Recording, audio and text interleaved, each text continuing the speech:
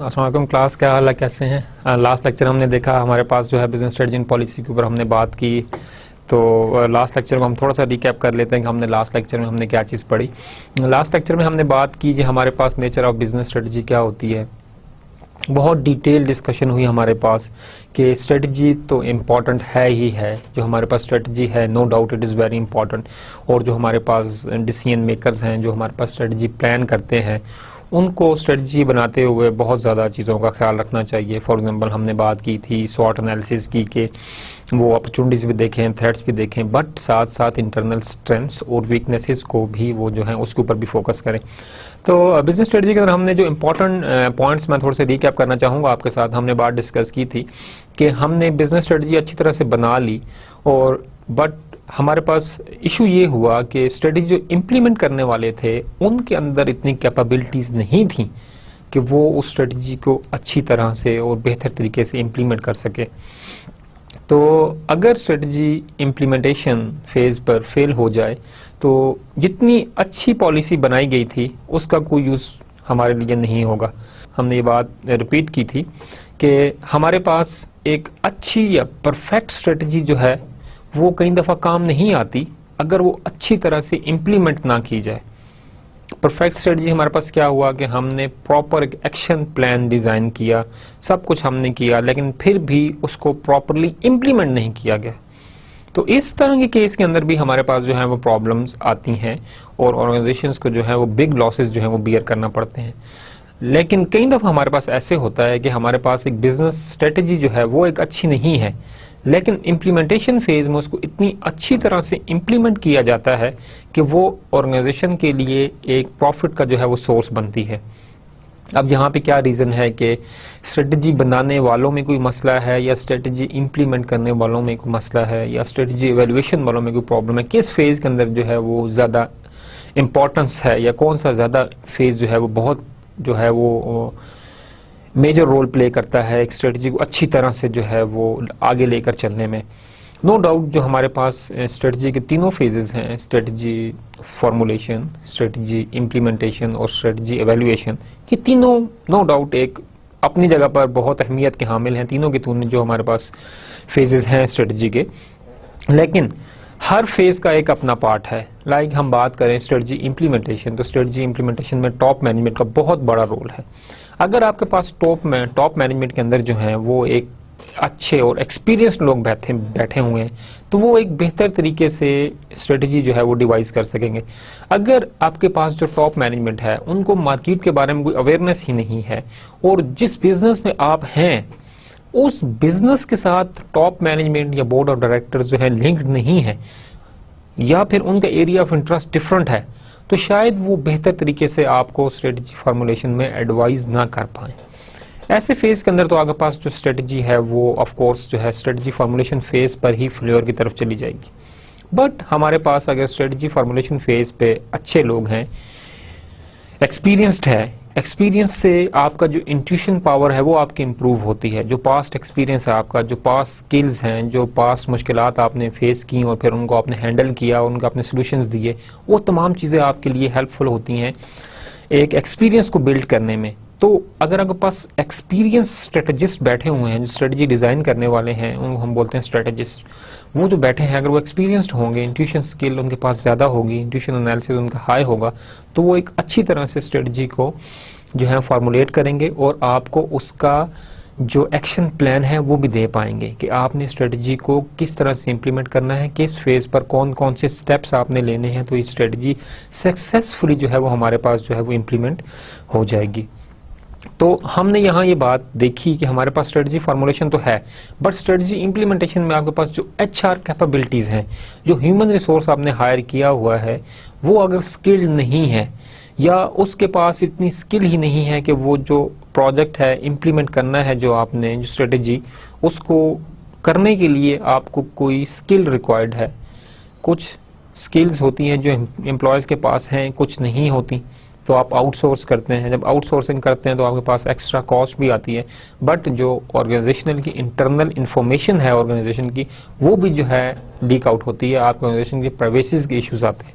तो आउटसोर्सिंग के बेनिफिट्स भी हैं और आउटसोर्सिंग के नुकसानात भी हैं, लेकिन इसको अगर हम समराइज करें लास्ट जो हमने डिस्कशन की, तो उसको हम यही कहेंगे कि एक अच्छा प्लान अगर बनाया भी जाए और इम्प्लीमेंटेशन और एवेल्युएशन फेज में अगर प्रॉपरली उसके ऊपर फोकस ना किया जाए और कंसंट्रेशन ना दी जाए, या उसे प्रॉपरली जो है इम्प्लीमेंट करने वाले लोग जो हैं वो कैपेबल नहीं है, तो एक अच्छा प्लान भी बुरी तरह से फेल हो सकता है। कई दफा से एक अच्छी स्ट्रेटजी नहीं होती, लेकिन इम्प्लीमेंट करने वाले लोग इतने अच्छे होते हैं, इतने स्किल्ड होते हैं और मॉनिटरिंग इतनी अच्छे तरीके से की जाती है कि वो इम्परफेक्ट प्लान आपके लिए जो है वो एक अच्छा खासा मार्केट शेयर जो है वो कैप्चर कर लेता है। तो इस चीज़ को हमने बहुत ज़्यादा फोकस करना है कि सारी चीज़ें जो है लिंक्ड हैं। स्ट्रेटजी एक ऑनगोइंग प्रोसेस है, कहीं भी किसी भी वक्त हम अपनी स्ट्रेटजी को जो है वो चेंज कर सकते हैं। फिर हमने बात की थी स्ट्रेटजिक टूल्स की, इसमें हमने दो बातों को जो है वो क्लियरली डिस्कस किया। एक हमने कहा ग्लोबलाइजेशन का क्या बेनिफिट है, हमने कस्टमर के जो प्रोस्पेक्टिव्स हैं उससे हमने बेनिफिट बताए कि कस्टमर के पास जो है चॉइसेस उसको मिलती हैं बहुत ज़्यादा, कस्टमर जो है वो एक अच्छे तरीके से जो है उसके पास प्रोडक्ट की वैरायटी आती है, वो प्रोडक्ट डिफरेंट तरीके से देख सकता है। फिर हमने कंज्यूमर पॉइंट ऑफ व्यू से देखा, कस्टमर पॉइंट ऑफ व्यू से देखा, हमने कंपटीटर पॉइंट ऑफ व्यू से देखा ग्लोबलाइजेशन का इम्पैक्ट कंपटीटर्स के ऊपर क्या आता है, एक इंडस्ट्री के ऊपर उसका क्या आता है, अगर आप एक एंटरप्रेन्योर हैं तो आपका जो है ग्लोबलाइजेशन का इम्पैक्ट आपके ऊपर क्या आएगा।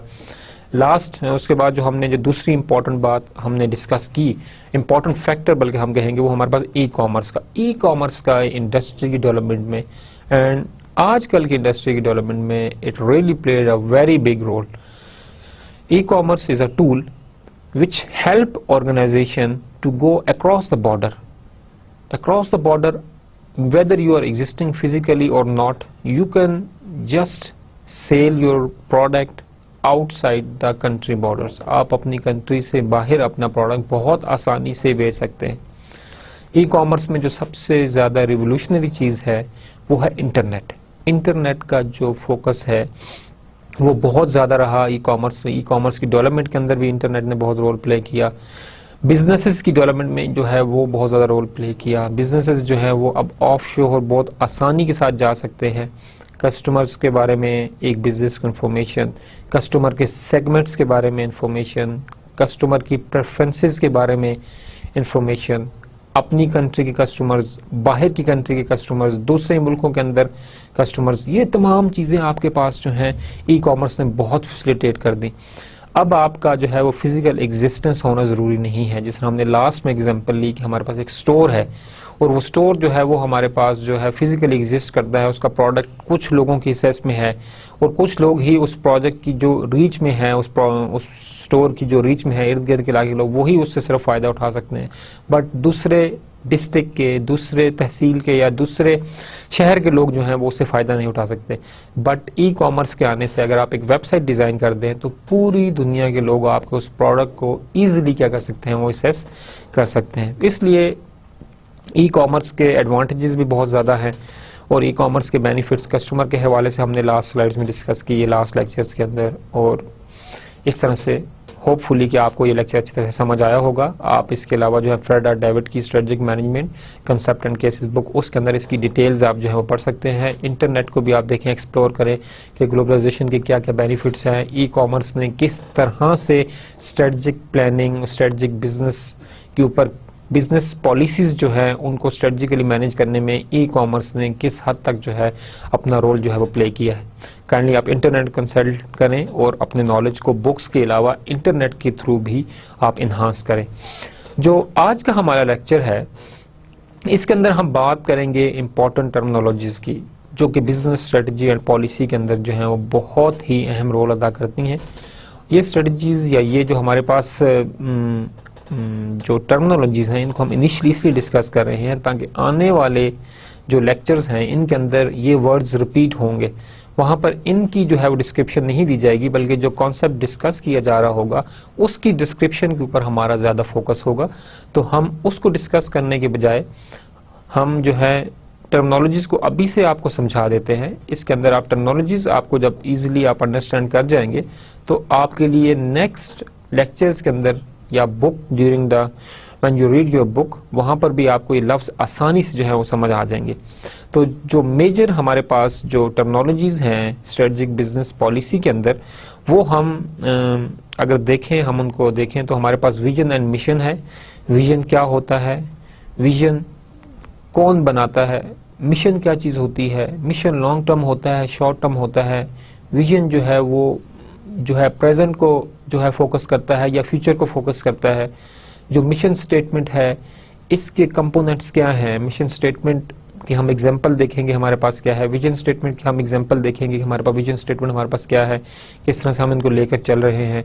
फिर हम बात करेंगे हमारे पास लॉन्ग टर्म ऑब्जेक्टिव्स क्या होते हैं, ऑब्जेक्टिव्स क्या होते हैं, लॉन्ग टर्म ऑब्जेक्टिव्स क्या होते हैं, शॉर्ट टर्म ऑब्जेक्टिव्स हमारे पास क्या होते हैं, स्ट्रेटजीज क्या होती हैं, स्ट्रेटेजिस्ट क्या होते हैं, पॉलिसीज हमारे पास क्या होती हैं। तो ये तमाम चीज़ें जो हैं ये बार बार आपके जो है सेशन के अंदर जो है वो रिपीट होंगी। तो इसलिए आपका फोकस जो है इस लेक्चर के ऊपर ज़्यादा हो ताकि आप इजीली अंडरस्टैंड कर सके हमारे पास इन तमाम टर्मिनोलॉजीज़ को, ताकि ये टर्मिनोलॉजीज़ आने वाले लेक्चर्स के अंदर आपको आसानी से समझ आ सके। विजन मिशन की हम अगर बात करेंगे तो हम विजन मिशन का कंपैरिजन भी करेंगे कि किस जगह पर विजन काम आता है, किस जगह पर मिशन काम आता है। विजन जो है वो चेंज हो सकता है या नहीं चेंज हो सकता है, मिशन जो है वो हमेशा कांस्टेंट रहता है या वो चेंज होता है। हम कंपैरिजन करेंगे कि whether mission is always a constant और हमारे पास मिशन जो है वो कांस्टेंट रहता है। इनको हम कंपैरिजन करेंगे ताकि आप विजन मिशन की अंडरस्टैंडिंग जो आपके पास easy है, you easily understand the concepts of vision mission but you can easily compare the vision and mission as well। तो ये हमारे आज के जो लेक्चर है उसका हमारे पास एक ऑब्जेक्टिव है जी। अच्छा स्टूडेंट्स, हमने डिस्कस किया कि हम आज जो है वो डिस्कस करेंगे इंपॉर्टेंट टर्मिनोलॉजीज को। तो हमारे पास जो सबसे पहले इंपॉर्टेंट टर्मिनोलॉजी हमारे पास है वो हमारे पास है अडॉप्टिंग टू चेंज।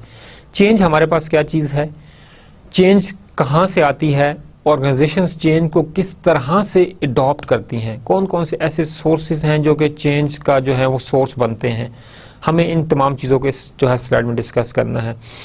अब एक ऑर्गेनाइजेशन जो है हमने डिस्कस की, हमारे पास बार बार चीज़ डिस्कस की जा रही है हमारे पास के अपॉर्चुनिटीज, स्ट्रेंथ्स, वीकनेसेस, थ्रेट्स हमारे पास एक्सटर्नल इन्वायरमेंट से आपके पास आती हैं। आपको एक्सटर्नल इन्वायरमेंट की स्कैनिंग जो है वो बार बार करनी पड़ती है और उस स्कैनिंग का जो है पर्पज़ है वो यही होता है कि आप अपने जो है थ्रेट्स को मॉनिटर करेंगे, कौन सी ऐसी थ्रेट्स हैं जो कि आपकी करंट स्ट्रेटजीज़ के ऊपर जो है वो इफ़ेक्ट कर रही हैं और कौन कौन सी ऐसी अपॉर्चुनिटीज़ हैं जो कि आपकी पास हैं मार्केट में और आप अपनी स्किल्स को, अपने पास ह्यूमन रिसोर्स को आप जो है वो किस तरह से इम्प्रूव करके आप उन अपॉर्चुनिटीज़ को वेल कर सकते हैं, या आप एक नया वेंचर कैपिटल जो है उस अपॉर्चुनिटी के साथ जो है वो स्टार्ट कर सकते हैं। तो हमारे पास जो चेंज है वो कहाँ से आएगी, continuous monitoring of internal and external factors. आपने कंटिन्यूसली मॉनिटर करना है इंटरनल इन्वायरमेंट को as well as your external environment. This thing is called environmental scanning. Environmental scanning के अंदर आप अपने इंटरनल जो है फैक्टर्स हैं उनको भी आप स्कैन करते हैं और जो आपके पास एक्सटर्नल फैक्टर्स हैं उनको भी आप स्कैन करते हैं। और हमारे पास स्कैनिंग का मकसद क्या है, ये जो हम स्क्रीनिंग कर रहे हैं, हम इन्वायरमेंट को अपनी स्क्रीन कर रहे हैं, इसका हमारे पास पर्पस क्या है। पर्पस हमारे पास ये होता है कि हम अपनी इंटरनल जो स्ट्रेंथ्स है वो हम हाईलाइट करें, हम उनको इन लिस्ट करें कि इंटरनली हमारे पास ये वाली स्ट्रेंथ्स अवेलेबल हैं। अगर हमारे पास इस तरह की कोई एक्सटर्नली आपके पास अगर कोई अपॉर्चुनिटी आती है तो आप क्या करेंगे कि आप अपनी स्ट्रेंथ्स को देखेंगे, इंटरनल स्ट्रेंथ्स, आपकी मार्केटिंग स्किल, आपके फाइनेंशियल रिसोर्सेज, आपका जो HR है उसको आप देखते हैं कि जो आपके पास ह्यूमन रिसोर्स है उसकी कैपेबिलिटीज, उसका स्किल, लेबर की आपके पास जो लेबर कितनी आपके पास है, ये तमाम चीज़ें आप इंटरनल स्ट्रेंथ्स के अंदर शामिल करते हैं। आप देखते हैं कि इंटरनली आपके पास ये स्ट्रेंथ्स हैं, आप फाइनेंशियली साउंड हैं, आपका मार्केटिंग डिपार्टमेंट परफेक्ट है, आपके पास जो स्ट्रेटजिस्ट हैं, जो पॉलिसी मेकर्स हैं वो ज़बरदस्त हैं। अगर हम इस अपॉर्चुनिटी को अभी अवेल करें तो आपके पॉलिसी मेकर इसके ऊपर आपको बेहतर तरीके से एडवाइस कर सकते हैं।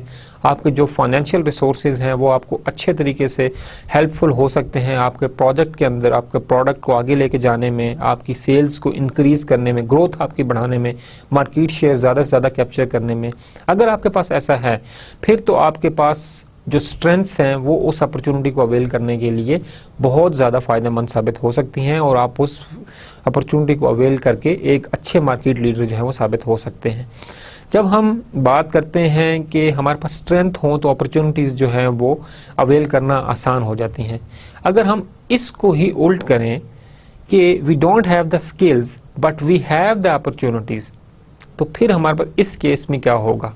इस केस में जो आपके कंपटीटर्स हैं, अगर उनके पास वो स्ट्रेंथ्स हैं तो वो उस अपॉर्चुनिटी को अवेल कर लेंगे और कई दफ़ा एक छोटा सा गलत डिसीजन बहुत बड़े मार्केट शेयर को हमारे पास क्या होता है वो कम कर देता है। हम अगर इसके हम एग्जांपल लें हमारे पास, तो हम फोटोग्राफी को देखें। फोटोग्राफी की जो इंडस्ट्री है, इनिशियली जो है वो कैमराज सिर्फ फोटोग्राफर के पास ही हुआ करता था, घरों में कैमरे नहीं हुआ करते थे, बहुत कम लोगों के पास जो थे वो कैमरा थे। और अब आपके पास देखें, आपके पास मोबाइल के अंदर जो है कैमराज हैं, आपके पास टेक्नोलॉजी इतनी इन्हांस हो गई है कि आपके पास 8-12 मेगापिक्सल कैमराज आपके मोबाइल फ़ोन्स के अंदर अवेलेबल हैं। इवन कैमराज में बहुत वो फैसिलिटीज़ अवेलेबल नहीं है जो कि आपके पास मोबाइल के अंदर जो बिल्ट इन सॉफ्टवेयर हैं उनके थ्रू आप अपने देखें उस चीज़ को आप इजीली कंट्रोल मॉनिटर कर सकते हैं। तो फोटोग्राफी की आप इंडस्ट्री देखें, अब आहिस्ता आहिस्ता हमारे पास क्या है वो चीज़ वो हमारे पास टोटली एब्सोल्यूट होती चली जा रही है। अब उसकी जो है वो डिमिनिश होने का पर्पज़ आपके पास ये है कि मार्केट के अंदर इतनी ज़्यादा अपॉर्चुनिटीज़ आ चुकी हैं और मार्केट के अंदर इतनी फैसिलिटेशन अवेलेबल है कि अब वो इंडस्ट्री बिल्कुल एब्सोल्यूट हो गई। फोटोग्राफर जो आपके पास थे, जिनकी शॉप्स थी, जो मार्केट्स थी, अब देखें उन्होंने अपने बिजनेस स्विच करके वो दूसरी डायमेंशन में जा रहे हैं, क्योंकि अब जो है क्लाइंट खुद ही हर चीज़ को प्रोसेस कर लेता है। स्कैनर्स आपके पास अवेलेबल है, आप पिक्चर को स्कैन करें, दोबारा निकलवाने की ज़रूरत नहीं, उसी को आप दोबारा जो है आपके पास कलर प्रिंटर है, आप खुद प्रिंट लें and mean whatever you like to do you can do with that picture। तो हमारे पास देखें कि इन्वायरमेंट के अंदर जो है स्क्रीनिंग आपने की तो आपको पता चला कि हमारे पास ये तमाम चीज़ें जो हैं ये अवेलेबल हैं। अब फोटो इंडस्ट्री के लिए वो थ्रेट बन चुकी है। जो मार्केट के अंदर नई टेक्नोलॉजी आई उसने थ्रेट क्रिएट कर दी, किसके लिए? फोटोग्राफर्स के लिए, कि वो आहिस्ता आहिस्ता उनका बिजनेस जो है वो ख़त्म होता चला जा रहा है। बट अगर वो अपनी स्किल्स को बढ़ाते टाइम के साथ साथ, वो तमाम जो टेक्नोलॉजी में इम्प्रूवमेंट आई, जो तुम्हारे पास तमाम चेंजेस आई, अगर उनको प्रॉपरली टाइमली उसको वो लोग अडॉप्ट करते तो आज वो लोग भी अपनी मार्केट इंडस्ट्री में क्या करते वो लीड कर रहे होते। लेकिन हमारे पास जो स्क्रीनिंग है हमारे पास, हमने कहा कि आप अपने इन्वायरमेंट को जो है कंटिन्यूसली मॉनिटर करें, इंटरनल इन्वायरमेंट को भी और एक्सटर्नल इन्वायरमेंट भी, सिर्फ इसीलिए कि आप अपनी स्ट्रेंथ्स को जो है वो प्रॉपर एंड ऑन टाइम जो है अपॉर्चुनिटी को अवेल कर सकें। अपॉर्चुनिटी को अवेल करने का भी एक प्रॉपर टाइम होता है। अगर आपने उस वक्त उसको अवेल कर लिया तो आप जो है उससे प्रॉफिट ले सकते हैं, अदरवाइज मतलब आपको लेट टर्म्स के अंदर जो है वो आपको जो है वो अपॉर्चुनिटी जो है वो शायद आपके लिए वो थ्रेट बन जाए, अपॉर्चुनिटी ना रहे आपके लिए थ्रेट बन जाए। तो जो कंटिन्यूस मॉनिटरिंग है एनवायरनमेंट की वो हेल्पफुल रहती है ऑर्गेनाइजेशन के लिए कि वो अपनी स्ट्रेंथ, वीकनेसेस, थ्रेट्स और अपॉर्चुनिटीज़ को प्रॉपरली एक लिस्ट बनाएं और मैच करते रहें। अगर अपॉर्चुनिटी के मुताबिक स्किल्स अवेलेबल हैं तो वो उनको आगे लेकर चलें, अगर स्किल्स अवेलेबल नहीं हैं तो क्या करें कि अपनी स्किल्स को इन्हांस करें और आने वाली जो अपॉर्चुनिटी है उसको वो टाइमली क्या कर सकें, वो अवेल कर सकें। जो सेकंड हमारे पास इंपॉर्टेंट पॉइंट है वो पर टाइमली डिसीजन, जैसे हमने अभी डिस्कस किया कि टाइम जो है वो बहुत ज़रूरी है। एक अपॉर्चुनिटी जो अभी मार्केट में अवेलेबल है, आपके पास स्किल्स हैं तो आपके पास स्ट्रेंथ्स हैं, स्किल्स हैं, ह्यूमन रिसोर्स कैपेबल है, फंडिंग आपके पास है, फाइनेंशियली यू आर स्ट्रॉन्ग, आपके पास R&D डिपार्टमेंट सपोर्ट कर रहा है कि ये आपके पास जो अपॉर्चुनिटी है ये ऑर्गेनाइजेशन के लिए लॉन्ग टर्म में बेनिफिशियल हो सकती है, तो आप उसको अवेल करें। अगर स्ट्रेंथ्स हैं तो वो अपॉर्चुनिटी आपके पास उस वक्त में बेनिफिशियल होगी, बट उस टाइम के अंदर अपॉर्चुनिटी कुछ टाइम के लिए होती है, हर वक्त अपॉर्चुनिटीज़ मार्केट में नहीं होती, उसको आपका कंपटीटर जो है वो कैश कर लेगा। तो आपने इस चीज़ को बहुत ध्यान देखना है कि आपका जो टाइम है वो बहुत ज़रूरी है। आपका जो टाइमली डिसीजन है अपने किसी भी स्ट्रेटजी के हिसाब से या डिसीजन मेकिंग, एक अपॉर्चुनिटी को अवेल करने के लिए जो है वो बहुत टाइमली डिसीजन जो है वो बहुत ज़्यादा मैटर करता है। टाइम मैनेजमेंट आपने करनी है और आपने देखना है कि आपकी जो स्किल्स हैं वो आपकी अपॉर्चुनिटी से मैच करती हैं, तो आप उस अपॉर्चुनिटी को अवेल करें। अगर नहीं मैच करती तो आप देखें कि आने वाले ईयर्स के अंदर कौन सी अपॉर्चुनिटीज़ जो है एक आने वाली हैं। फॉर एग्जांपल हम ई कॉमर्स एग्जांपल लें, इंटरनेट के आने से अपॉर्चुनिटीज़ की एक लातादाद लिस्ट बनी, तो जिन लोगों ने अपनी स्ट्रेंथ्स को अपनी कैपेबिलिटीज़ को इन्हांस किया, तो वो आज भी मार्केट में लीड कर रहे हैं। और उन्होंने देखा कि हमारे पास जो है मार्केट के अंदर जो है ये कैपेबिलिटी आने, ये जो है अपॉर्चुनिटी आने वाली है, तो उन्होंने अपनी स्किल्स को उस हिसाब से इम्प्रूव किया, मॉडिफाई किया, अपने एम्प्लॉयज़ को ट्रेनिंग दी, अपनी जो है इक्विपमेंट को उन्होंने इन्हांस किया, अपने बिजनेस प्रोसेसेस को उन्होंने क्या किया, इन्हांस किया, और उन्होंने जो है ईजिली जो है मार्केट शेयर कैप्चर किया। इसकी हम एग्जांपल लेते हैं WTO की।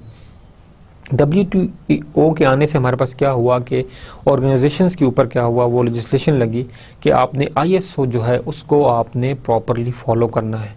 ISO जब अब आपको फॉलो करने का हुआ कि आपने ISO फॉलो करना है, तो जो ऑर्गेनाइजेशंस ऑलरेडी ISO फॉलो कर रही थी उनको तो जो है अपने प्रोडक्ट्स को एक्सपोर्ट करने की इजाज़त मिल गई, लेकिन वो इंडस्ट्रीज़ जिनका प्रोडक्ट क्वालिटी बहुत अच्छी थी और वो ओरिजिन कंट्री के अंदर एक ज़बरदस्त तरीके से प्रोडक्ट में लीड कर रही थी, वो कंपनीज पीछे रह गई। अब WTO ने जहाँ पर आपके पास थ्रेट्स क्रिएट की इंडस्ट्री के लिए, वहाँ एक अपॉर्चुनिटी भी बनाई। अपॉर्चुनिटी उनके लिए बनी जिनके पास स्ट्रेंथ थी, और वो थ्रेट उनके लिए बनी जिनके पास जो है ISO स्टैंडर्डाइजेशन नहीं थी, या वो क्वालिटी कंट्रोल के वो तमाम प्रोसेसेस जो थे वो फॉलो नहीं कर रहे थे। तो टाइमली डिसीजन जो है आपको देखना है कि आपके इन्वायरमेंट के अंदर कॉन्स्टेंटली आपके पास चेंजेस आती रहती हैं। तो जो change is constant in the environment, तो आपको अपनी इन्वायरमेंटल स्कैनिंग के साथ साथ डिसीजन को भी टाइमली जो है वो मैनेज करना है। तीसरी चीज़ हम इसमें जो अडॉप्टिंग टू चेंज में हम जो तीसरा पॉइंट डिस्कस करेंगे वो हमारे पास है incremental increase in the degree of change. हम इस चीज़ को हम लास्ट पॉइंट में डिस्कस किया कि टाइमली डिसीजन हमारे पास है, इन्वायरमेंटल स्कैनिंग हमारे पास है, उनके बेनिफिट्स के हैं, लेकिन जो मोस्ट इंपॉर्टेंट थिंग है वो हमारे पास है incremental rise in the degree of the change. कि एक्सपेरिमेंट जो आपके पास एक एक्सपोनेंशियल चेंजेस आ रही हैं आपके पास कहाँ पर, इन्वायरमेंट के अंदर, उसको भी आपने स्कैन करना है। कौन कौन सी जो हमारे पास चेंजेस हैं जो ज़्यादा इफेक्ट करती हैं एक बिजनेस को, अगर हम इसको देखें तो हमारे पास तीन जो हैं वो मेजर जो हैं वो ग्लोबलाइजेशन से या ई-कॉमर्स के आने से तीन जो हैं वो मेजर प्रॉब्लम्स हमारे पास जो हैं ऑर्गेनाइजेशंस के अंदर आई हैं। इन्होंने फ़ायदा भी दिया है बट एक इंडस्ट्री को इनकी वजह से लॉस भी हुआ है। फर्स्ट ऑफ ऑल टेक्नोलॉजी, आपके पास टेक्नोलॉजी आई, इंटरनेट आपके पास आया, कंप्यूटर्स आपके पास आए। आप इस चीज़ को देखें कि हमारे पास जब कंप्यूटर्स पाकिस्तान में आए तो लोगों ने इनिशियली ये बात करना शुरू कर दी कि लोगों की जो जॉब्स हैं वो छिन जाएंगी, जबकि कंप्यूटर बनाने वालों का ये था कि ये जॉब क्रिएशन का सोर्स बनेगी, कि कंप्यूटर के आने से जॉब्स जो होंगी वो ज़्यादा मार्केट में क्रिएट होंगी। लेकिन जो लोग थे उन्होंने कहा नहीं जी, कि कंप्यूटर के आने से जो है वो जॉब्स आपके पास क्या हो रही हैं, वो कम हो रही हैं। लेकिन आज उस टाइम को देखें 1992, 1991 या 2000 की आप बात करें, और आज आप 2000 आजकल का आप टाइम देखें तो आप इस चीज़ को देखेंगे कि वाकया ही कंप्यूटर ने जॉब्स क्रिएट की हैं, कंप्यूटर ने जॉब्स छीनी नहीं है। तो टेक्नोलॉजी जो है उसको टाइमली अडॉप्ट करना भी एक ऑर्गेनाइजेशन के लिए बहुत ज़रूरी है। अब आप देखें एक मैन्युफैक्चरिंग ऑर्गेनाइजेशन है, अगर वो टेक्नोलॉजी को अडॉप्ट करती है तो क्या बेनिफिट होगा। फॉर एग्जांपल आपके पास एक स्टील मैन्युफैक्चरिंग इंडस्ट्री है, वो वही पुराने मेथड्स के साथ सब कुछ क्या कर रहे हैं, वो काम कर रहे हैं, उनकी लेबर फोर्स भी बहुत ज़्यादा है, जो वो स्टील को मेल्ट करते हैं उनका पुराना मेथड है, जो तमाम फर्नेस वगैरह each and everything is old, fuel ज़्यादा लग रहा है आपका, हर चीज़ में आपके पास कॉस्ट क्या है वो ज़्यादा है। लेकिन मार्केट के अंदर आपका जो प्रोडक्ट है वो टाइम के साथ साथ क्या हो रहा है कि उसकी कॉस्ट बढ़ती चली जा रही है, कस्टमर की जो अफोर्डेबिलिटी है वो नहीं है, लेकिन आपके प्रोडक्ट की जो कॉस्ट है वो क्या होती चली जा रही है, वो बढ़ती चली जा रही है। तो अब इसका लॉस क्या होगा कि लॉन्ग टर्म के अंदर शायद कस्टमर आपका जो प्रोडक्ट है वो लेना छोड़ दे और उस इंडस्ट्री का ले जो कि उनको मतलब कि चीप रेट्स के अंदर वही प्रोडक्ट और वही क्वालिटी दे। हमारे पास मैन्युफैक्चरिंग इंडस्ट्री के अंदर जो है मैन्युफैक्चरिंग जो आपको फर्म्स होती हैं उनकी प्रोडक्ट की क्वालिटी तो है ही है, बट वहाँ पर जो है वो प्रोसेस की क्वालिटी भी बहुत ज़्यादा मैटर करती है। अब प्रोसेस क्या होता है, मैन्युफैक्चरिंग का एक फुल फ्लैज प्रोसेस है।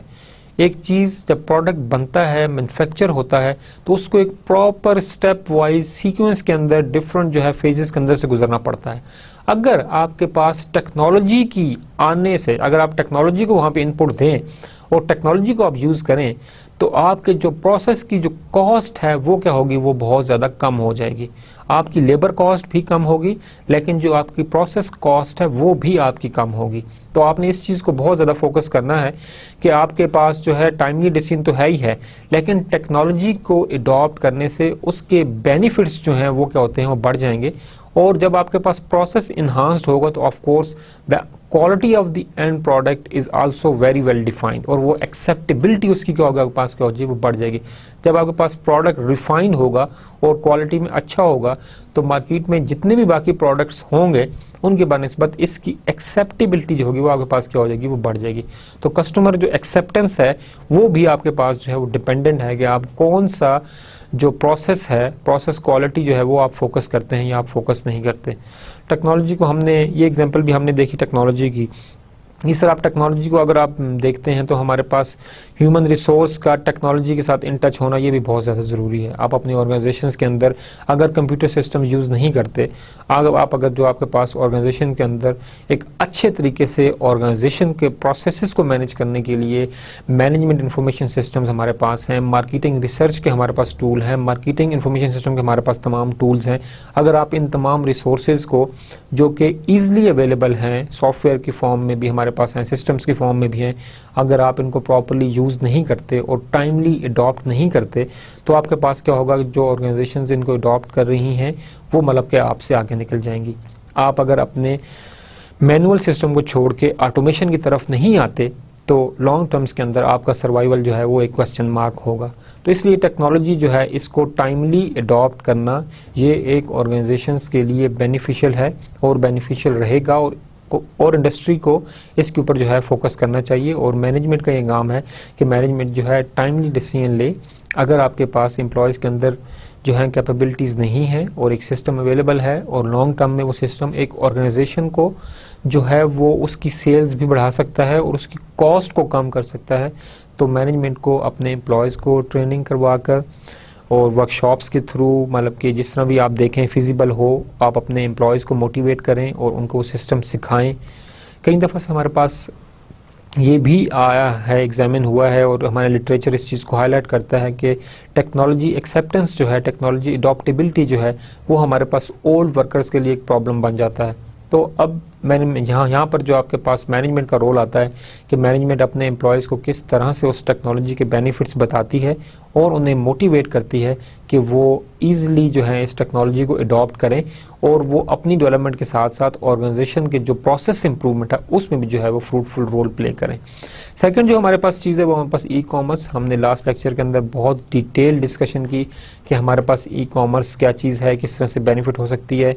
फिर हमने इंटरनेट की बात की कि इंटरनेट से हमारे पास कस्टमर को क्या बेनिफिट्स हुए, कस्टमर्स के साथ साथ कंपनीज़ को क्या बेनिफिट्स हुए, और जो हमारे पास दूसरे मुल्कों के लोग हैं, जो दूसरी कंट्रीज़ के दूसरे ओरिजिन कंट्री जिनकी डिफरेंट है, उनको क्या बेनिफिट हुआ।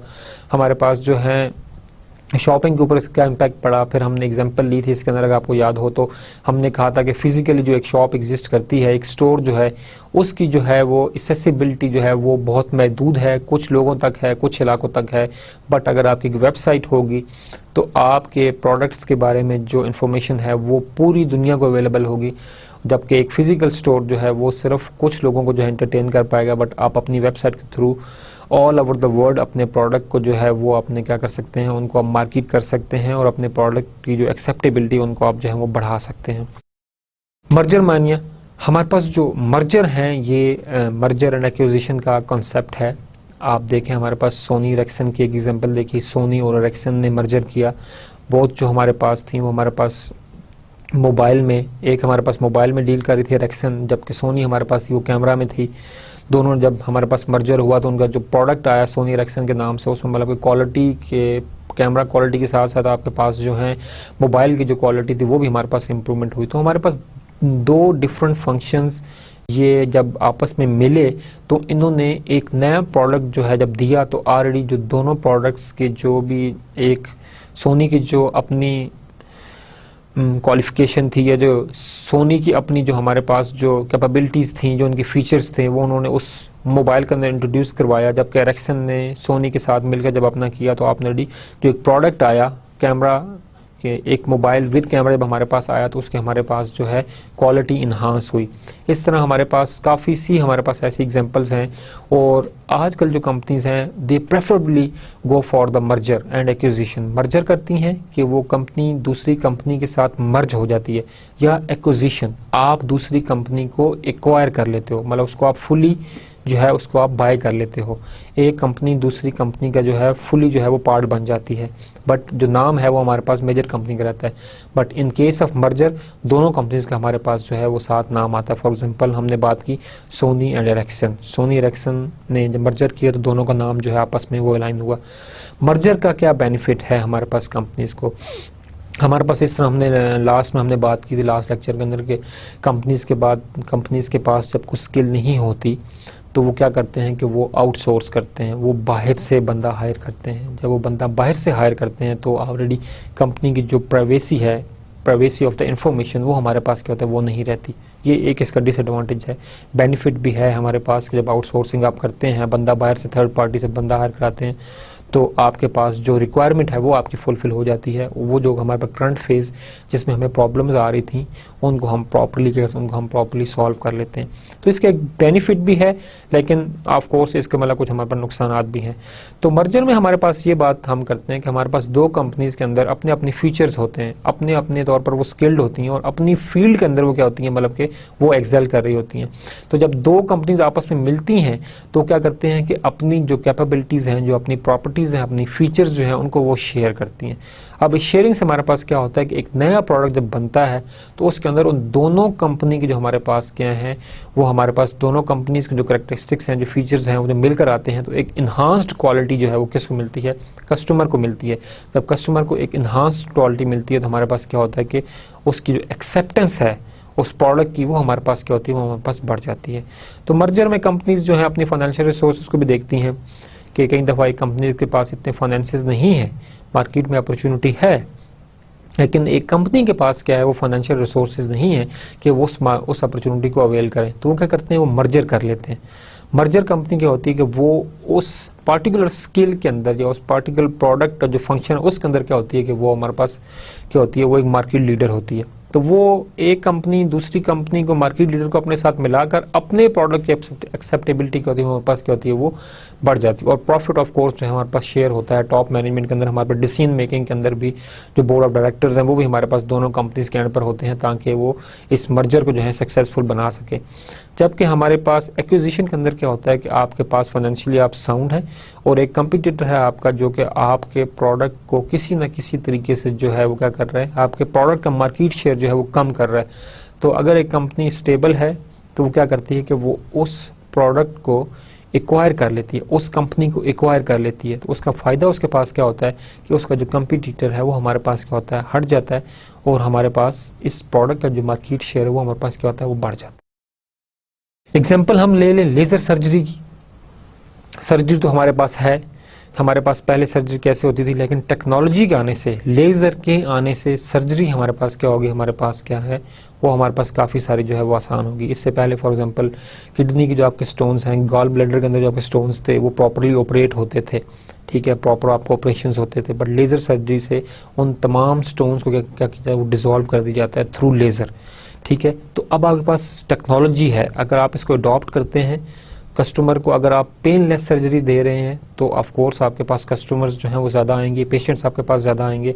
तो टेक्नोलॉजी की एक्सेप्टेबिलिटी, टेक्नोलॉजी को एक्सेप्ट करें तो आपके पास पेशेंट्स के साथ साथ जो डॉक्टर्स हैं वो भी फैसिलिटेट होंगे, टाइम भी आपके पास बचेगी, कॉस्ट वन टाइम कॉस्ट, इसके बाद आपके पास क्या है वो प्रॉफिटेबिलिटी है। वॉर ऑन टेररिज्म हमारे पास हमने बात की, हमारे पास के चेंज आती है एनवायरनमेंट के अंदर। अगर वॉर ऑन टेररिज्म शुरू हुई है, एक करंट फिनोमेना है हमारी कंट्री का, तो वॉर ऑन टेररिज्म से हमारे पास क्या होगा कि इंडस्ट्री हमारे पास क्या होगी वो पीछे रह जाएगी। तो हमने जो चेंज है उसको हमने अडॉप्ट करना है। जब हमारे पास वॉर ऑन टेररिज्म है तो इस करंट सिचुएशन के अंदर हमने अपना सर्वाइवल कैसे करना है, तो we have to plan strategically. यहाँ पर आगे रोल होता है हमारे पास स्ट्रेटजिस्ट का और स्ट्रेटजिक डिसीजन मेकर्स का। इस तरह हमारे पास इकोनॉमिक रिसेशन, अगर आपके पास कंट्री में इकोनॉमिक रिसेशन है और ग्रोथ उस तरह से नहीं हो रही, इन्फ्लेशन रेट आपका बढ़ रहा है, जीडीपी आपका जो है वो डाउन हो रहा है, आपके पास डेवलपमेंट के जो है वो मौके जो है वो कम से कम हैं, तो then what you have to do कि आपको जो है उस टेक्नोलॉजी को अडॉप्ट करना है। अगर गवर्नमेंट की कोई रेगुलेशन है, गवर्नमेंट का कोई ऐसा बिल है जिसने आपके प्रोडक्ट को इफेक्ट किया है, so know what to do. तो स्ट्रेटजीज आपकी डिवाइस करनी है, स्ट्रेटजीज को आपने अपनी स्ट्रेटजीज को रीविजिट करना है, और उस रीविजिट का जो हमारे पास पर्पस है वो यही है कि हम इस करंट सिचुएशन के अंदर रहते हुए अपने प्रोडक्ट की एक्सेप्टेबिलिटी को किस तरह से बढ़ा सकें। जो हमारे पास टेक्नोलॉजी एडवांसमेंट, हमने इसको टेक्नोलॉजी के अंदर बहुत अच्छे तरीके से डिस्कस किया। जिसके बाद जो हमारे पास नेक्स्ट इंपॉर्टेंट जो हमारे पास टेक्नोलॉजीज के अंदर जो हमने चीज़ डिस्कस करनी है वो हमारे पास है स्ट्रेटजिस्ट। स्ट्रेटजिस्ट कौन होता है हमारे पास? आप लोग इसको कुछ देखें, इसको गेस करें कि हमारे पास स्ट्रेटजिस्ट कौन होता है। क्या फॉर्म में काम करने वाले सारे के सारे बंदे स्ट्रेटजिस्ट हैं, या जो हमारे पास मिडिल मैनेजमेंट है वो स्ट्रेटजिस्ट है, या जो लोअर मैनेजमेंट जो इंप्लीमेंट कर रहे हैं असल में वो स्ट्रेटजिस्ट हैं, इंप्लीमेंट करते हुए वो अपनी स्ट्रेटजी बनाएं कि हम इसे किस तरह इंप्लीमेंट करें, या जो हमारे पास बोर्ड ऑफ डायरेक्टर्स हैं वो स्ट्रेटजिस्ट है। आप लोगों के ख्याल में कौन स्ट्रेटजिस्ट है? जी हाँ, जो हमारे पास स्ट्रेटजिस्ट है वो हमारे पास स्ट्रेटजी फॉर्मुलेशन के काम आता है। स्ट्रेटजी फॉर्मुलेशन के फेज में जो है वो होते हैं, स्ट्रेटजीज को डिजाइन करते हैं, और मोस्ट ऑफ द टाइम ये हमारे पास चीफ एग्जीक्यूटिव ऑफिसर्स होते हैं, या हमारे पास बोर्ड ऑफ गवर्नर्स होते हैं। बोर्ड ऑफ गवर्नर्स जो कि हमारे पास ऑर्गेनाइजेशंस को बनाने वाले होते हैं, बोर्ड ऑफ गवर्नर्स होते हैं। टॉप मैनेजमेंट के डिसीजन वही हमारे पास लेते हैं। एग्जीक्यूटिव्स हमारे पास किसी ऑर्गेनाइजेशन वो होते हैं। अगर हम किसी इंडस्ट्री की एग्जांपल लें तो वहाँ पे हमारे पास बोर्ड ऑफ गवर्नर्स के साथ साथ प्रेसिडेंट्स भी होते हैं। अगर हम किसी यूनिवर्सिटी की एग्जांपल लें तो जो हमारे पास वाइस चांसलर होता है यूनिवर्सिटी का, जो कि मेन डिसीजन टेकर होता है यूनिवर्सिटी का future admission process, criteria of the admission, each and everything, faculty hiring, सब कुछ वहाँ पर होता है। तो हमारे पास स्ट्रेटजिस्ट हो सकता है। अगर हम एग्जाम्पल लेंगे एक एंटरप्रेन्योर की, एंटरप्रेन्योर के बारे में आई होप कि आप लोगों को पता होगा एंटरप्रेन्योर क्या होता है। एंटरप्रेन्योर, चलिए मैं थोड़ा सा आपको एंटरप्रेन्योर के बारे में मैं बात करता हूँ। एंटरप्रेन्योर हमारे पास क्या है? एंटरप्रेन्योर एक ऐसा शख्स होता है, वो ग्रुप ऑफ मेंबर, वो दो लोग भी हो सकते हैं जो एंटरप्रेन्योर हो सकते हैं, बट एंटरप्रेन्योर हमारे पास एक ऐसा बंदा जो कि एक बिजनेस स्टार्ट करता है और वो रिस्क लेता है, अपना क्या करता है? रिस्क लेता है। एक बिजनेस नया आइडिया जनरेट, एक मार्केट आइडिया देखता है या एक नया आइडिया जनरेट करता है। आइडिया जनरेट करने के बाद वो अपने फाइनेंशियल रिसोर्सेज को इन्वेस्ट करता है, वो रिस्क लेता है, अपना टाइम देता है और उस प्रोडक्ट को या उस बिजनेस को क्या करता है? वो आगे लेकर चलता है। ऐसे हम बंदे कहते हैं एंटरप्रेन्योर। तो हमारे पास जब एक एंटरप्रेन्योर है, उसका अपना बिजनेस है और वो इंडिविजुअली बिजनेस कर रहा है, तो इस केस के अंदर जो स्ट्रेटेजिस्ट होगा वो आपके पास एंटरप्रेन्योरियल, वो बंदा जो इंडिविजुअल है जिसने वो बिजनेस स्टार्ट किया है, ही इज द स्ट्रेटेजिस्ट, कि वो अपने प्रोडक्ट की, अपने बिजनेस की स्ट्रेटेजीज कैसे बनाएगा। आपने एक स्टोर खोला और वो स्टोर आपने खोला, किस लोकेशन के ऊपर ये स्टोर होगा, सक्सेसफुल रहेगा। आपने स्टोर बनाया, आपने इन्वेस्टमेंट की, आपने अपना टाइम भी दिया, आपने रिस्क लिया कि मतलब कि होपफुली इस लोकेशन के ऊपर मेरा प्रोडक्ट जो है, जो मेरा स्टोर जो है, ये सक्सेसफुल रहेगा। तो आप एक एंटरप्रेन्योर हैं। उस बिजनेस के हवाले से, उस स्टोर के हवाले से आपने जो भी चेंजेस करनी है, प्रोडक्ट कहाँ से लेना है, किसको बेचना है, कितनी प्राइस पर बेचना है, आपके जो स्टोर के अंदर कितने चिलर्स होने चाहिए, कितने आपने, वेदर आपने एयर कंडीशन लगवाना है, जो भी आपने चीज़ अपने उस स्टोर के हवाले से, each and every decision you are the strategist. आप स्ट्रेटजी बनाओगे कि आपके स्टोर के ऊपर ज़्यादा से ज़्यादा कस्टमर्स जो है वो आ सके। तो आप जो है उसके वो है मेन डिसीजन मेकर्स हैं। तो जो हमारे पास स्ट्रेटजिस्ट है वो एक्चुअल में ऑर्गेनाइजेशंस के मेन डिसीजन मेकर्स होते हैं। इनका काम क्या है स्ट्रेटजिस्ट का? जो एक सबसे इनका इंपॉर्टेंट काम जो है वो हमारे पास है डिज़ाइन स्ट्रेटजीज, कि वो क्या करते हैं? हमारे पास स्ट्रेटजी को डिज़ाइन करते हैं। और जो हमारे पास स्ट्रेटजिस्ट होते हैं, they are responsible for the success और फेलियर ऑफ द वेंचर। जो भी आपने एक अपना वेंचर कैपिटल स्टार्ट किया है, जो आपने बिजनेस स्टार्ट किया है, बीइंग एन एंटरप्रेन्योर, आपने अपना बिजनेस स्टार्ट किया है, बोर्ड ऑफ डायरेक्टर्स हैं, आप एक नया जो है प्रोडक्ट लॉन्च करने जा रहे हैं, एक नया बिजनेस स्टार्ट करने जा रहे हैं, आप एक नई यूनिवर्सिटी स्टार्ट करने जा रहे हैं, ठीक है, एक नया डिपार्टमेंट आप स्टार्ट करने जा रहे हैं, तो dean of that department, he is responsible, वो एक स्ट्रेटजिस्ट है, वो रिस्पॉन्सिबल है उस वेंचर की सक्सेस का या उस वेंचर के फेल्योर का। हमने इन तमाम चीज़ों को हमने देखना है कि एक स्ट्रेटजिस्ट जो है वो एक बहुत मेजर रोल प्ले करता है स्ट्रेटजी फार्मूलेशन में और कोर्स ऑफ एक्शन डिज़ाइन करने में, उस स्ट्रेटजी को इम्प्लीमेंट करने के लिए। तो स्ट्रेटजीज डिज़ाइन करना और स्ट्रेटजीज की रिस्पॉन्सिबिलिटी लेना कि ये जो स्ट्रेटजीज बनाई हैं, yes they are feasible for the current market need, or through implementation of these strategies we can easily capture a larger market share। ये सारी चीज़ें आपके पास इसका पार्ट होंगी। तो हमने बात की कि हमारे पास जो स्ट्रेटजिस्ट है वो हमारे पास स्ट्रेटजी को डिज़ाइन करने में बहुत ज़्यादा जो है वो हेल्प करता है। फिर differ from organization to organization. जो हमारे पास ये स्ट्रेटजिस्ट है, ये जो बंदा है या बंदे हैं, बोर्ड ऑफ गवर्नर्स जो हमारे पास हैं, एक बंदा है, एंटरप्रेन्योर है, यूनिवर्सिटी का वाइस चांसलर है, यूनिवर्सिटी के बोर्ड ऑफ गवर्नर्स हमारे पास हैं, चीफ एग्जीक्यूटिव्स हैं, किसी इंडस्ट्री के प्रेसिडेंट्स हैं। इनकी साइकोलॉजी, इनकी फिलॉसफी, इनका वैल्यू, इनका जो है वैल्यू सिस्टम जो है, इनका विलिंगनेस टू टेक रिस्क। अगर एक बिजनेस आप स्टार्ट करने जा रहे हैं, initially it is a risk, आपको नहीं पता कि ये मार्केट में एक्सेप्टेबल है या नहीं। मार्केट में एक्सेप्टेंस है, लेकिन जब आप मार्केट सर्वे आपने किया तो आपने पूरी की पूरी पॉपुलेशन से डाटा नहीं लिया, आपने छोटे से सैंपल से डाटा लिया और उस सैंपल की जब आपने सैंपल की जो आपके पास स्टैटिस्टिक आई उसके ऊपर आपने डिसाइड किया yes this product is acceptable. But आप फिर भी श्योर नहीं होते कि whether this product is acceptable और नॉट, क्योंकि आपको मार्केट नीड का पता है कि मार्केट के अंदर ये चीज जरूरत है, बट किस हद तक जरूरत है, मार्केट एक्सेप्टेबिलिटी प्रोडक्ट कितनी ज्यादा है उसके बारे में आप श्योर नहीं होते, तो आपको रिस्क लेना पड़ता है। तो इस जगह पर जो आपके पास स्ट्रेटेजिस्ट है, if they are good in taking risk, वो डिसीजन मेकिंग में तो अच्छे हैं, लेकिन क्या वो रिस्क टेकर हैं, उसके इंटरनल है अब उसका कि वो रिस्क लेना चाहते हैं या वो रिस्क नहीं लेते, psychologically whether they are motivated to take risk for that product और नॉट। क्योंकि जब आप कोई प्रोडक्ट लॉन्च करेंगे तो आपको फाइनेंशियल इन्वेस्टमेंट भी करनी है, तो रिस्क तो है।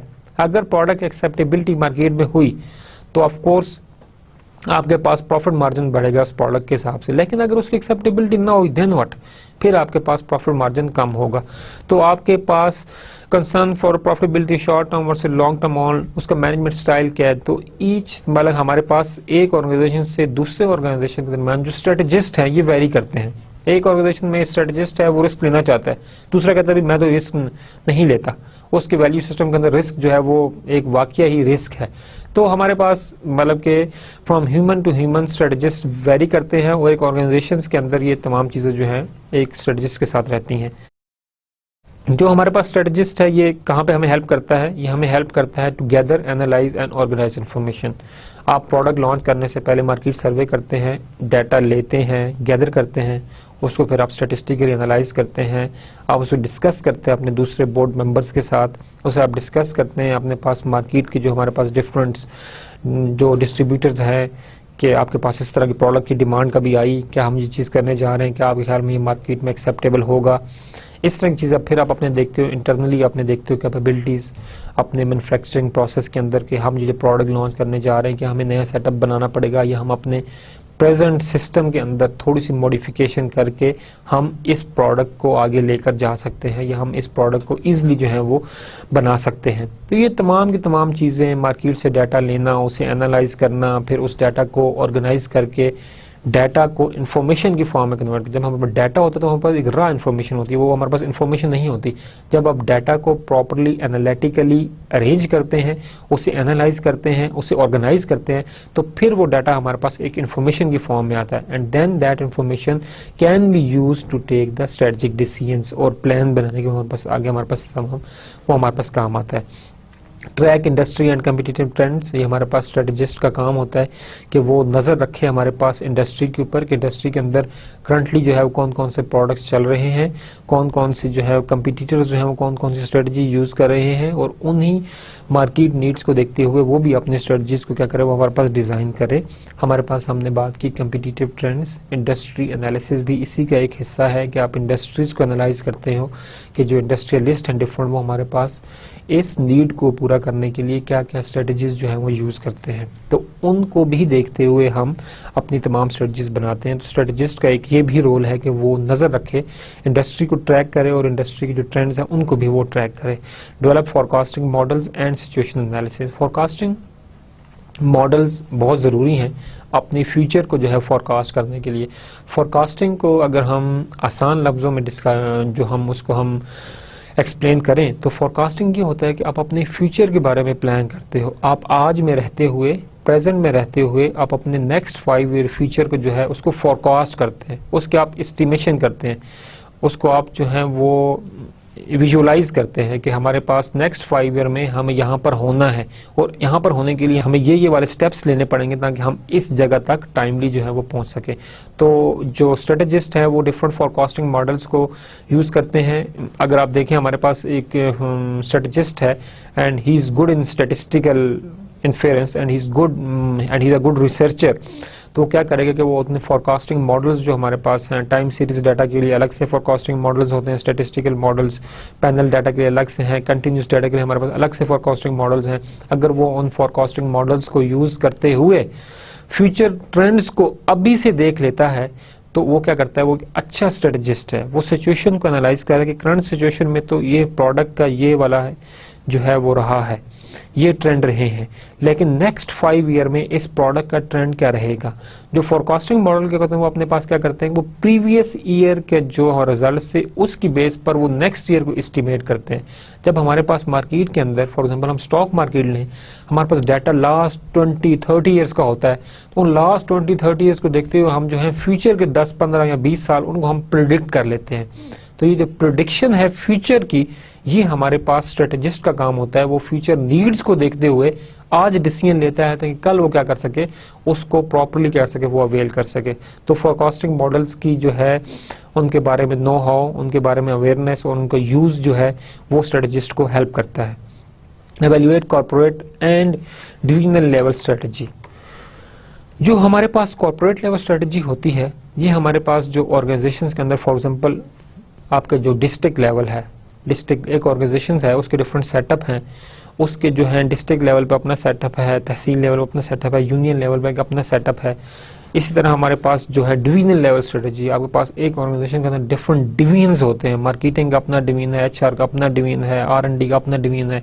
तो उन तमाम की परफॉर्मेंस को एवेल्युएट करना, ये भी एक स्ट्रेटेजिस्ट का काम है। अपने तमाम एम्प्लॉयज की परफॉर्मेंस, मार्केटिंग जो स्ट्रेटजीज हैं उनको, एडवर्टाइजमेंट का क्या रिस्पांस रहा, उनको R&D की जो सजेशंस आई हैं, करंट जो हमारे पास स्ट्रेटजीज के ऊपर R&D मॉनिटर कर रहा होता है आपके पास एनवायरनमेंट को, और वो आपको स्ट्रेटजीज देता है कि ये वाले जो है सजेशंस देता है कि इस तरह करने से हमारे पास करंट स्ट्रेटजी को इम्प्रूव करके हम मार्केट शेयर अपना बढ़ा सकते हैं। तो वो उन तमाम चीज़ों के ऊपर उसका जो है फोकस होता है और उस चीज़ को करता है। तो हमारे पास जो है कॉर्पोरेट और डिविजनल लेवल की जो परफॉर्मेंस है उसको मैनेज करना भी हमारे पास स्ट्रेटजिस्ट का काम है। Then spot emerging market opportunities, जो हमारे पास सबसे मेजर एक हमारे पास इसका काम है हमारे पास स्ट्रेटजिस्ट का, वो यही है कि वो मार्केट के अंदर से अपॉर्चुनिटी जो है तलाश करे और अपनी स्ट्रेंथ्स के मुताबिक जो है उस अपॉर्चुनिटी को क्या करे, अवेल करने की कोशिश करे। आइडेंटिफाई बिजनेस थ्रेट्स, जो बिजनेस के थ्रेट्स हैं वो भी आइडेंटिफाई करे और अपनी जो कैपेबिलिटीज हैं, अपने इंटरनल प्रोसेसेस हैं, अपने HR के हैं, अपने मैन्युफैक्चरिंग प्रोसेस है, उनको इम्प्रूव करें ताकि वो जो थ्रेट्स हैं वो कहीं उस ऑर्गेनाइजेशन के लिए इन फ्यूचर क्राइसिस का सोर्स ना बन जाए, ताकि उन थ्रेट्स को टाइमली जो है वो आप एंटरटेन करें, टाइमली जो है आप अपने जो इंडस्ट्री के अंदर जो भी चेंजेस हैं उनको आप इनकॉर्पोरेट करें ताकि आप बेहतर तरीके से उन थ्रेट्स को जो है वो टैकल कर सकें। डेवलप क्रिएटिव एक्शन प्लान्स, ये तो मोस्ट इम्पॉर्टेंट उसका फंक्शन है कि उसने प्लान्स बनाने हैं, उसने प्लान ऑफ एक्शन बनाकर उस ऑर्गेनाइजेशन को देना है ताकि इन फ्यूचर जो है वो बेहतर तरीके से स्ट्रेटजी क्या हो सके, वो इम्प्लीमेंट हमारे पास हो सके। तो हमारे पास हम इसका थोड़ा सा रिकैप करते हैं कि who is the strategist. Any manager who has responsibility for a unit, एक सिंगल यूनिट और डिवीजन या सब यूनिट्स उसके जो है he is responsible for the unit, के वो रिस्पॉन्सिबल का यूनिट है, यूनिट जो है उसका वो रिस्पॉन्सिबल है, या डिवीजन्स का वो रिस्पॉन्सिबल है।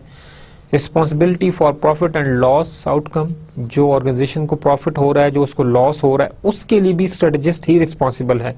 और direct authority over a major piece of the business is a strategic manager, किसी भी एक मेजर पोर्शन जो है बिजनेस का जहां पे आपने डिसीजन लेना है, वो हमारे पास स्ट्रेटेजिस्ट है। एक ऑर्गेनाइजेशन का ओवरऑल जो है सीईओ जो है, बोर्ड ऑफ डायरेक्टर्स हैं, वो इस ऑर्गेनाइजेशन के ओवरऑल जो होते हैं वो क्या होते हैं, मैनेजमेंट का जो है वो जो है मैनेजमेंट को हैंडल कर रहे होते हैं, स्ट्रेटजीज बना रहे होते हैं, तो वो स्ट्रेटजिस्ट होते हैं। मोस्ट ऑफ ऑल जो स्ट्रेटजीज बनाते हैं, अगर वो वेल प्लान्ड है और इम्प्लीमेंटेशन फेज पे अच्छी तरह से इम्प्लीमेंट की गई हैं, तो वही स्ट्रेटजी जो है हमारे पास एक प्रॉफिट और लॉस का भी सबब बनती हैं। तो स्ट्रेटेजिस्ट जो है स्ट्रेटेजीज बनाता है, इंप्लीमेंट करवाता है, और फिर आगे हमारा एवेल्युएशन हुआ, पता चलता है हमारे पास प्रॉफिट हुआ या हमारे पास लॉस हुआ। तो स्ट्रेटेजिस्ट अपना रोल जो है यहाँ प्ले करता है, और उसकी मेजर डिसीजन मेकिंग के अंदर वो ऑथोराइज होता है।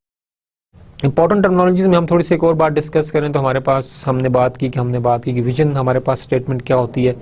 Vision statement what we want to become, एक फ्यूचर प्रोस्पेक्टिव है, एक फ्यूचर विजन है। Vision include the basic concept of what organization is all about, its purpose of being, वो ऑर्गेनाइजेशन बनाई किस लिए गई, उसका पर्पज क्या है, ये चीज जो है आपकी विजन स्टेटमेंट जो है इस चीज को आपको जो है वो डिस्क्राइब करते, एक्सप्लेन करते। कंसंट्रेट ऑन द फ्यूचर, हमारे पास फ्यूचर के ऊपर देख रहे होते कि हम असल में नेक्स्ट 5 ईयर में कहाँ पर होंगे, नेक्स्ट 5 ईयर में हम क्या होंगे। तो ये हमारे पास एक विजन स्टेटमेंट है, एक फ्यूचर पर्सपेक्टिव को हमारे पास इसमें देखा जाता है। First step in the strategic planning, जब भी स्ट्रेटेजिक प्लानिंग की जाती है, हमारे पास एक ऑर्गेनाइजेशन एस्टेब्लिश की जाती है, तो फर्स्ट ऑफ ऑल उसका विजन डिस्क्राइब किया जाता है। फॉर एग्जाम्पल एक यूनिवर्सिटी है, एक यूनिवर्सिटी क्या करती है कि वो जब एस्टेब्लिश होती है तो वो अपने 2 से 3 प्रोग्राम क्या करती है, वो स्टार्ट करती है, लेकिन दे प्लान, वो विजन अपना बनाते हैं कि हम अगले 5 सालों में जो है इतने प्रोग्राम्स लॉन्च करेंगे, और इतने अगले 5 सालों में हमने अपने नंबर ऑफ स्टूडेंट्स जो हैं वो हमने 5000 7000 what ever the figures they estimate, वो एक बताते हैं कि हम अगले 5 सालों में यहाँ पर होंगे। ठीक है, तो हमारे पास विजन स्टेटमेंट एक्चुअली एक कंपनी का, एक ऑर्गेनाइजेशन का पर्पस है कि वो इस कारोबार में, इस बिजनेस में क्यों आए हैं, और नेक्स्ट 5 ईयर में वो खुद को कहां पर देखना चाहते हैं। विजन जो है वो डायरेक्शन देता है आपको कि आप अपनी पॉलिसी स्ट्रेटजीज इस तरह से बनाएं कि जो विजन आपका है आप उसको किस तरह से फुलफिल कर सके। हमारे पास हम एग्जांपल अगर लें विजन की, तो हम अमेज़न के एग्जांपल देखते हैं। अमेज़न जो है हमारे पास एक वेबसाइट है ऑनलाइन amazon.com, आप देखें वहां पे आपके पास दुनिया की कोई भी बुक है, इट इज इजिली अवेलेबल, और वो मतलब कि आपके पास दुनिया की जितनी भी बुक्स होती हैं वो तमाम के तमाम आपके पास अमेज़न पर क्या होती हैं, वो अवेलेबल होती हैं। तो आप इजीली कोई भी बुक हो आप उसको अमेज़न के थ्रू सर्च कर सकते हैं। हम अमेज़न के जो विजन स्टेटमेंट उसको हम देखते हैं। आवर मीन अमेज़न जो है, vision is to be earth's most customer centric company.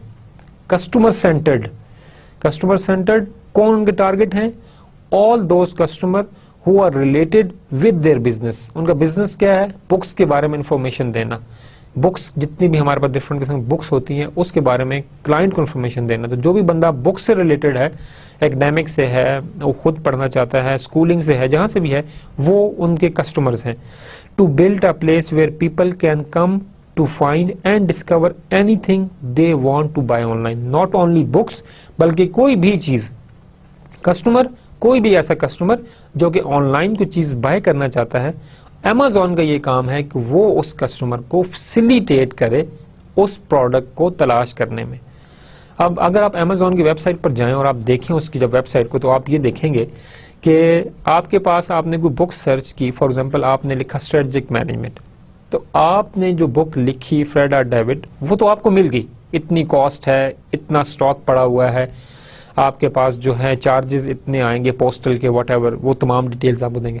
But उस बुक के साथ साथ वो आपको दूसरी भी स्ट्रेटेजिक मैनेजमेंट की जितनी भी बुक्स जो मार्केट में और अमेज़न के स्टोर पर अवेलेबल हैं, वो आपकी सजेशन लिस्ट में आ जाएंगी।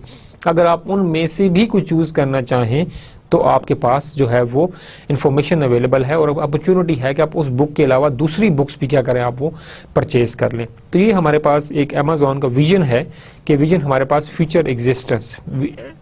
अमेजोन क्या चाह रहा है कि हमारे पास कोई भी बंदा जो ऑनलाइन शॉपिंग करना चाहता है, तो वो जो कुछ भी शॉपिंग करना चाहता है उसको अमेजोन के स्टोर के ऊपर वो मिलनी चाहिए। So this is their vision statement. Mission statement हमारे पास क्या है? Vision statement it's talk about how you will get to where you want to be. Vision statement हमारे पास क्या है कि what you want to be. यहां पे हमारे पास क्या, how you will get to where you want to be, जहां पे आप जाना चाहते हो वहां पर आप जाओगे कैसे। So mission statement actually lead करती है टुवर्ड्स द विजन स्टेटमेंट। जो विजन आपने बनाया है, जो आपने अगले 5 इयर्स का प्लान बनाया है, मिशन स्टेटमेंट उसको फुलफिल करने के लिए, विजन स्टेटमेंट को फुलफिल करने के लिए मिशन स्टेटमेंट क्या करती है, वो सपोर्ट करती है। मिशन स्टेटमेंट क्या चीज बताती है आपको? It defines the purpose and primary objective related to your customer needs and team values. आपके कस्टमर से रिलेटेड जो भी आपके पास पर्पस हैं, जो प्राइमरी ऑब्जेक्टिव्स हैं, वो आपको बताएगी और आपके जो टीम वैल्यूज हैं उनके बारे में भी आपको इन्फॉर्मेशन देगी। It answers the questions what do we do, हम क्या स्टेप्स लें, हम क्या एक्शन प्लान बनाएं, व्हाट मेक अस डिफरेंट, हमें कौन सी चीज दूसरों से मुख्तलिफ बनाएगी, हम क्या स्टेप्स लें कि हम अगले 5 सालों में अपने विजन जो हमारी स्टेटमेंट है उसको हम फुलफिल कर सके, जो हमारे टारगेट्स हैं उनको हम किस तरह से अचीवेबल बना सके, हम क्या क्या गोल्स रखें, क्या ऑब्जेक्टिव्स बनाएं, हम क्या पॉलिसीज डिवाइस करें, हम क्या स्ट्रेटजीज डिजाइन करेंगे, हम उस 5 सालों के मिशंस को हम किस तरह से फुलफिल कर पाएं।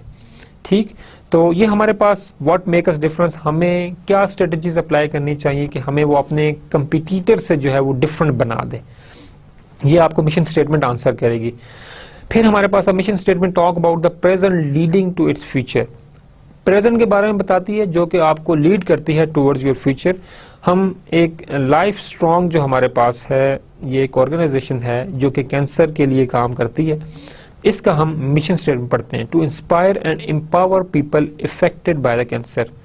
There mission is to inspire and empower. Empower mean give them the information, give them the capacity, skill improve करें उनकी, उनको इंफॉर्मेशन दें, उनको डिसीजन मेकिंग पावर हम उनकी बढ़ाएं कि वो कैंसर के खिलाफ जो है वो बेहतर तरीके से क्या कर सकें, वो जो है फाइट कर सके हमारे पास। तो लाइफ स्ट्रॉन्ग का जो मिशन है, to inspire and empower people affected by the cancer. So this is the mission and vision statement. अगर हम इनका कंपैरिजन करें तो हमने बात की क्या mission statement talk about how you will get to where you want to be, आप जो चाहते हो वहां तक आप कैसे पहुंचोगे। A vision statement outline where you want to be, आप कहां पर जाना चाहते हो।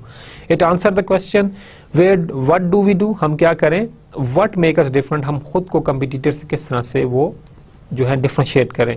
It answer the question where do we aim to be, हमारा क्या ऑब्जेक्टिव है, हम नेक्स्ट 5 ईयर में खुद को कहां पर देखना चाहते हैं, नेक्स्ट 20 ईयर्स में हमारा क्या प्लान है।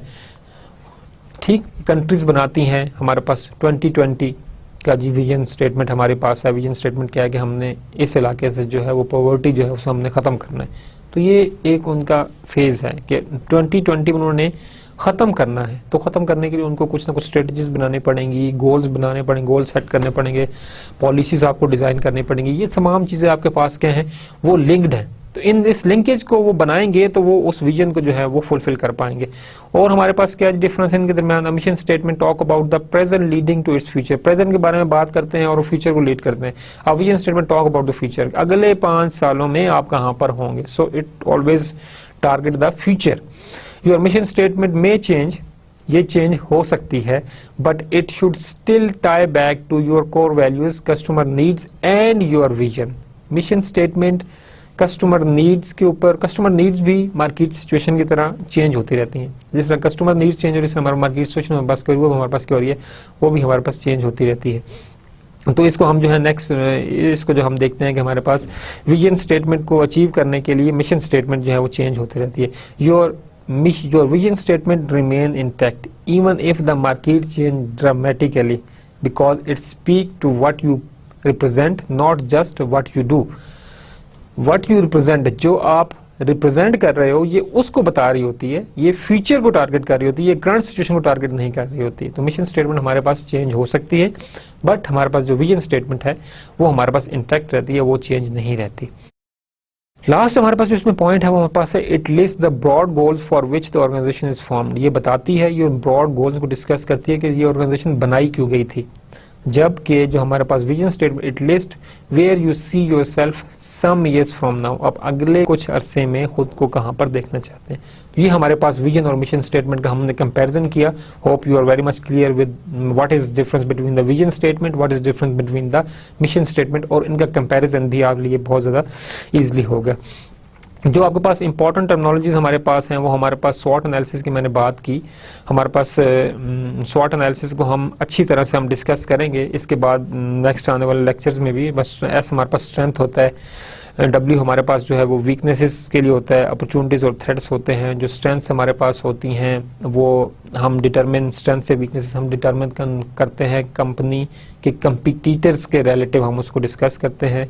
इससे हमारे पास जो है management, marketing, operations, computer system आप देखते होंगे आपकी ऑर्गेनाइजेशन के अंदर, इन तमाम जितने भी हमारे पास ये फील्ड्स हैं इनके अंदर आपकी स्ट्रेंथ्स क्या है, आपकी वीकनेसेस क्या है, ये ऑर्गेनाइजेशन के इंटरनल जो है वो स्ट्रेंथ वीकनेसेस को हम यहाँ पर देखते हैं। जबकि अपॉर्चुनिटीज हम इकोनॉमिक जो हमारे पास इकोनॉमिक ग्रोथ है उसके अंदर देखते हैं, सोसाइटल, कल्चरल, एनवायरमेंटल, लीगल, ये हम तमाम के तमाम जो हमारे पास है यहाँ पर हम देखते हैं कि हमारे पास कल्चरल के अंदर हमारे पास क्या थ्रेट्स हो सकती हैं, कल्चर हमें किस तरह से अपॉर्चुनिटीज प्रोवाइड करते हैं, एनवायरनमेंट के अंदर हमारे पास क्या थ्रेट्स है, क्या अपॉर्चुनिटीज है। Opportunities and threats are largely beyond the control of single organisation.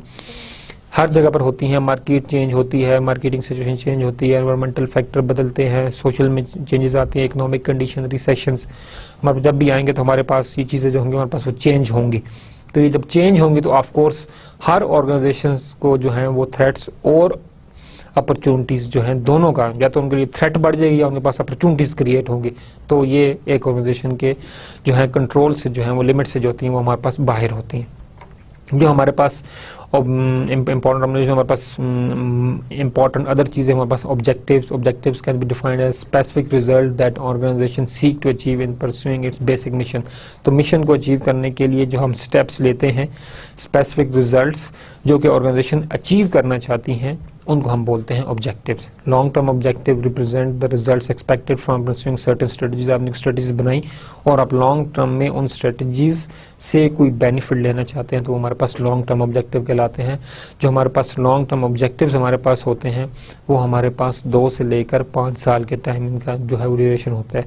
Short term objective हमारे पास होते हैं स्ट्रेटजीज जो कि हम शॉर्ट टर्म किसी चीज़ को अचीव करने के लिए लेते हैं, हम बोलते हैं शॉर्ट टर्म ऑब्जेक्टिव। उनका हमारे पास टेन्योर जो हमारे पास 1 मंथ से लेकर 6 मंथ के दरमियान हमारे पास हो सकता है, हमारे पास 5 से 8 मंथ के दरमियान हो सकता है। तो वो शॉर्ट टर्म ऑब्जेक्टिव जो हमारे पास हैं जो किसी प्रोसेस को सपोर्ट करते हैं तो उनको हम बोलते हैं शॉर्ट टर्म ऑब्जेक्टिव्स। स्ट्रेटजीज हमारे पास क्या होती हैं, present the actions to be taken to accomplish long term objectives. Long term objectives को अचीव करने के लिए जो हम एक्शंस लेते हैं वो हमारे पास कहलाती हैं strategies. Strategies are meant by which the long term objective will be achieved. Strategies के थ्रू हम अपने लॉन्ग टर्म ऑब्जेक्टिव्स को अचीव करते हैं। Annual objectives are the short term milestones that the organization must achieve to reach long term objectives. Annually organizations अपने objective set करती हैं कि इस साल हम ये करेंगे, ये हमारा पास ऑब्जेक्टिव्स हैं, इस साल हम इनको पूरा करेंगे तो नेक्स्ट ईयर इन ऑब्जेक्टिव्स के अचीव करने से हम जो है नेक्स्ट ईयर हम ये ऑब्जेक्टिव अचीव करेंगे। तो हम इस चीज़ को अगर हम थोड़ा सा फोकस करें तो हमें पता चलेगा कि हमारे पास जो एनुअल ऑब्जेक्टिव्स हैं ये एक्चुअली लीड कर रहे होते हैं towards the long term objective. इस साल आपने ये वाला, आप अपने जो भी एक आपका प्रोजेक्ट है उसको फेज में डिवाइड करते हैं कि इस साल हमने ये करना है, सेकेंड ईयर हमने ये करना है, थर्ड ईयर हमने ये करना है, फोर्थ ईयर हमने ये करना है। तो ये हमारे पास जो ऑल द 4-5 ईयर्स हैं ये एक दूसरे को सपोर्ट कर रहे होते हैं। फर्स्ट ईयर में जो आपने किया वो जरूरी था सेकेंड ईयर के लिए, सेकेंड ईयर में जो आपने किया वो जरूरी था थर्ड ईयर के लिए। जो आप सेकंड ईयर में करेंगे तो वो थर्ड ईयर का आपके पास जो है प्रोसेस जो है वो स्टार्ट होगा, वरना शायद वो आपको वहां पर हेल्प ना कर सके। तो ये तमाम चीजें लिंक्ड हैं। तो जो हम एनुअल ऑब्जेक्टिव डिजाइन करते हैं वो हमारे पास किसके लिए, हम अपने मतलब के लॉन्ग टर्म ऑब्जेक्टिव्स को जो है वो सपोर्ट करने के लिए करते हैं। Policies are meant by which the annual objectives will be achieve. Annual objectives को अचीव करने के लिए हम क्या करते हैं, हम पॉलिसीज बनाते हैं। तो आपने देखा कि तमाम चीजें इंटरनली हमारे पास क्या लिंक्ड है। लॉन्ग टर्म ऑब्जेक्टिव्स के लिए हम एनुअल ऑब्जेक्टिव्स बनाते हैं, करते हैं, एनुअल ऑब्जेक्टिव्स को अचीव करने के लिए हम क्या करते हैं, मतलब कि वो हम पॉलिसीज बनाते हैं और उससे हमारे पास स्ट्रेटजीज भी जो है वो लॉन्ग टर्म ऑब्जेक्टिव के लिए करते हैं। अगर हम अपने लेक्चर को समराइज करें तो आज हमने इंपॉर्टेंट टर्मिनोलॉजीज देखी, हमने विजन मिशन को पढ़ा, हमने उसका कंपैरिजन किया, फिर हमने लॉन्ग टर्म ऑब्जेक्टिव, स्ट्रेटजीज, हमने पॉलिसीज की बात की, हमने स्ट्रेटजीज की बात की, स्ट्रेटजिस्ट क्या होता है हमने उसको एक्सप्लेन किया। नेक्स्ट लेक्चर के अंदर हम इंशाल्लाह बात करेंगे कि इंट्यूशन एनालिसिस हमारे पास क्या होता है, एक जो हमारे पास सीईओ है, जो हमारे पास बोर्ड ऑफ डायरेक्टर्स हैं, उनकी इंट्यूशन जो है वो किस तरह से जो है हेल्प कर सकती हैं ऑर्गेनाइजेशन को आगे लेकर जाने में। पिलर्स ऑफ इंट्यूशन हमारे पास क्या होते हैं, पिलर्स किस किस चीज़ से एक ह्यूमन की इंट्यूशन जो है वो पावर बढ़ती है, डिसीजन मेकिंग के अंदर इंट्यूशंस के क्या बेनिफिट्स हैं। फिर हम बात करेंगे benefits of the strategic planning, जो हमने बात की स्ट्रेटजिक डिसीजंस की, अब हम बात करेंगे स्ट्रेटजिक प्लानिंग की, उसके हमारे पास क्या क्या बेनिफिट्स होते हैं। Thank you very much. इंशाल्लाह नेक्स्ट लेक्चर में हम जो है अपने इंट्यूशन एनालिसिस और strategic of the business planning हम इसके बारे में हम बात करेंगे। Thank you very much.